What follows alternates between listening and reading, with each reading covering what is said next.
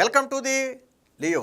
TDP పార్టీలో పదవుల జాతర అయితే మొదలైంది. ఏదైతే పార్లమెంటు స్థాయిలో కమిటీలు ఇప్పటివరకు పెండింగ్లో ఉంటూ వచ్చాయో దీని మీద చంద్రబాబు గారు, లోకేష్ గారు అయితే ప్రత్యేక దృష్టి పెట్టారు. ఎట్టి పరిస్థితుల్లో సంక్రాంతికి లోపే ఈ కమిటీలని అనౌన్స్ చేయాలని గతంలోనే అనుకున్నారు. అనుకున్నట్టుగానే ఇప్పటికే 2 రోజుల క్రితం ప్రతి పార్లమెంటుకు సంబంధించి అధ్యక్షుడిని, కార్యదర్శిని కూడా ఇప్పటికే ప్రకటించారు. 25 పార్లమెంట్లకి 25 మంది అధ్యక్షులని, 25 మంది కార్యదర్శులని ఇప్పటికే ప్రకటించడం జరిగింది.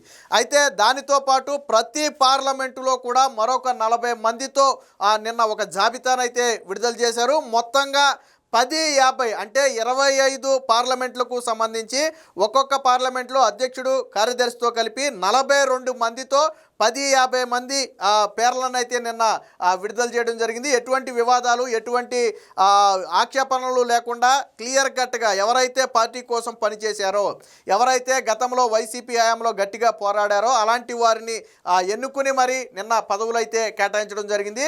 ఇప్పటి వరకు పదవుల మీద ఎక్కడా కూడా అసంతృప్తి రాలేదు అంటే ఖచ్చితంగా కష్టపడిన వారికి పదవులు ఇచ్చారనేది దీన్ని బట్టి స్పష్టంగా అర్థమవుతుంది. ఇక తెలుగుదేశం పార్టీ అంటేనే బీసీ పార్టీ, మనందరికీ తెలుసు. పదవుల్లో మెజారిటీ దాదాపుగా 37% పదవులను బీసీలకైతే కేటాయించారు. అలాగే మహిళలకు కూడా పెద్దపీట వేశారు. మొత్తం పదవుల్లో 28% పదవులను అయితే మహిళలకు కూడా కేటాయించారు. అలాగే దళితులకు, బీసీలకి కలిపి మొత్తంగా 57% అంటే 20% దళితులకైతే, ఎస్సీ ఎస్టీలకైతే నిన్న కేటాయించడం జరిగింది. మొత్తంగా అన్ని సమీకరణాలతో నిన్న పదవులైతే విడుదల చేయడం జరిగింది. దీంట్లో పండుగకు ముందే టీడీపీలో ఒక నూతనోత్సాహం వచ్చినట్టుగా అయింది. దీనికి సంబంధించి ఒక వార్త కూడా వచ్చింది, ఒకసారి చూద్దాం.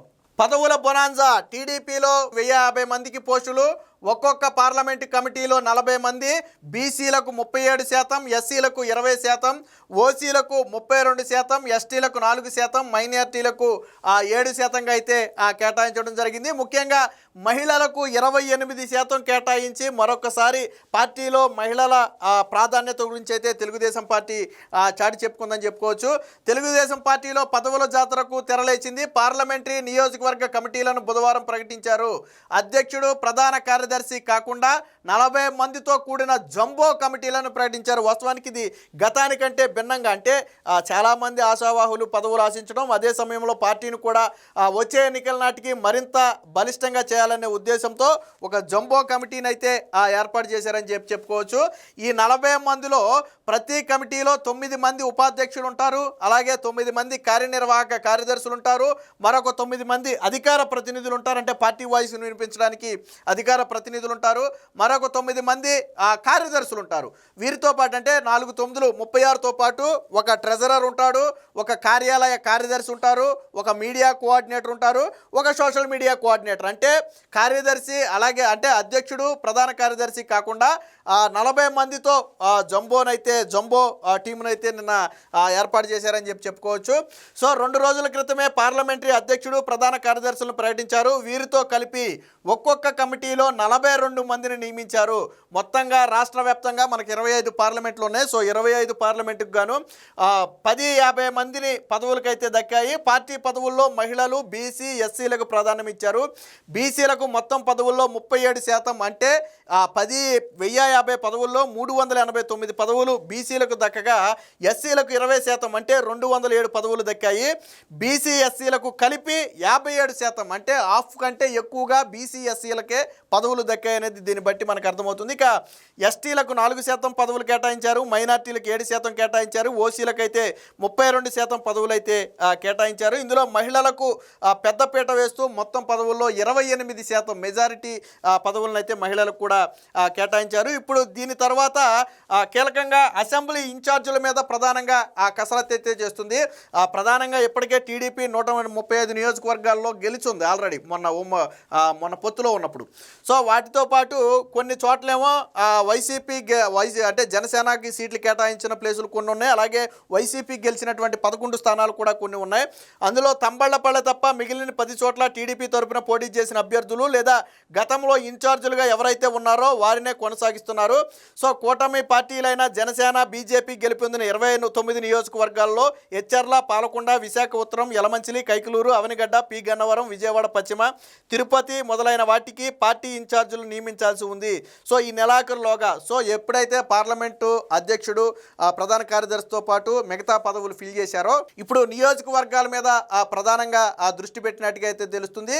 సో ఓడిపోయిన 11 సీట్లతో పాటు ఇతర పార్టీలకు పొత్తులో కేటాయించిన సీట్లలో ఇన్ఛార్జీలకు సంబంధించి అయితే ఒక నిర్ణయం తీసుకోవాల్సి అయితే ఉంది. ఏది ఏమైనా ఇప్పటి వరకు టీడీపీ కార్యకర్తలు ఏదైతే పదవుల గురించి కష్టపడిన వారికి పదవులు ఇవ్వాలన్నారో అందులో భాగంగానే నిన్న పదవుల కేటాయింపులో సామాజిక న్యాయం చేస్తూనే ముఖ్యంగా కష్టపడిన వారికి, గతంలో వైసీపీ నుంచి వచ్చిన వాళ్లకు లేదా పార్టీలో కష్టపడకుండా షో చేసిన వాళ్లకు ఎక్కడా కూడా పదవులు ఇవ్వలేదు. ఈ విషయంలో నారా లోకేష్ గారు అయితే అత్యంత జాగ్రత్తగా ఉన్నారు. ఆయన చెప్పిన క్రైటీరియా ఒక్కటే, ఎవరైతే పార్టీ కోసం కష్టపడ్డాడో ఆ వ్యక్తికే పదవి రావాలి. ఇంకా అందులో వేరొకరు సిఫారసులు కావచ్చు, వేరొకరు ఇన్వాల్వ్మెంట్ కావచ్చు, ఏది ఉండకూడదు.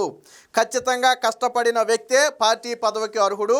ఇలా మనం కష్టపడిన వ్యక్తికి పదవులు ఇస్తేనే భవిష్యత్తులో పార్టీ బలంగా మారుద్ది. రేపొద్దున ఇంకో 10 మంది కష్టపడటానికి కూడా ఇష్టపడతారని చెప్పి నారా లోకేష్ చాలా స్పష్టంగా చెప్పారు. లోకేష్ గారి ఆదేశాల మేరకు ఎక్కడ ఎటువంటి అవకతవకలు లేదా సిఫారసులకు తావు లేకుండా స్పష్టంగా పార్టీ కోసం గత 5 ఏళ్లలో కష్టపడిన వారికే ఆ పదవులు అయితే ఇవ్వడం జరిగింది. ఇప్పటి వరకు ఈ పదవుల్లో ఎక్కడా వ్యతిరేకత రాల. ఈ 1050 మందికి ఇచ్చినటువంటి పదవులకు సంబంధించి ఎక్కడా కూడా వ్యతిరేకత రాలేదు అంటే ఎంత పగడ్బందీగా పదవులు ఇచ్చారనేది అర్థమవుతుంది. ఏది ఏమైనా మొత్తంగా సంక్రాంతి పండుగకు ముందే ఏదైతే పార్లమెంటు కమిటీలు పూర్తి చేస్తామని తెలుగుదేశం పార్టీ గతంలో చెప్పిందో చెప్పిన మాట కట్టుబడి పదవులు అయితే ఇవ్వడం జరిగింది. దీంతోపాటు మరికొన్ని పెండింగ్ ఉన్నవి ఎక్కడైనా ఉండుంటే వాటిని కూడా ఫుల్ఫిల్ చేయాలని చెప్పి నిర్ణయించారు. సో ఇప్పుడు పదవులు రావడంతో ప్రతి పార్లమెంట్లో కూడా స్పోక్స్ పర్సన్లు కూడా వచ్చారు. సో పార్టీ వాయిస్ని బలంగా వినిపించవచ్చు. అలాగే 40 మంది జంబో టీం ఉండటం వల్ల పార్టీ కార్యక్రమాలని ప్రజల్లోకి బలంగా తీసుకెళ్లొచ్చు. సో ఆ ఉద్దేశంతోనే ఆ టీమును కూడా జంబో టీంని అయితే ఏర్పాటు చేసినట్టుగా తెలుస్తుంది. ఏదేమైనా మొత్తంగా పండుగకు ముందే టీడీపీ పార్టీలో పండుగ వాతావరణం వచ్చిందని చెప్పి కార్యకర్తలు అయితే ఆనందపడుతున్నారు. Please subscribe to Leo News for more videos.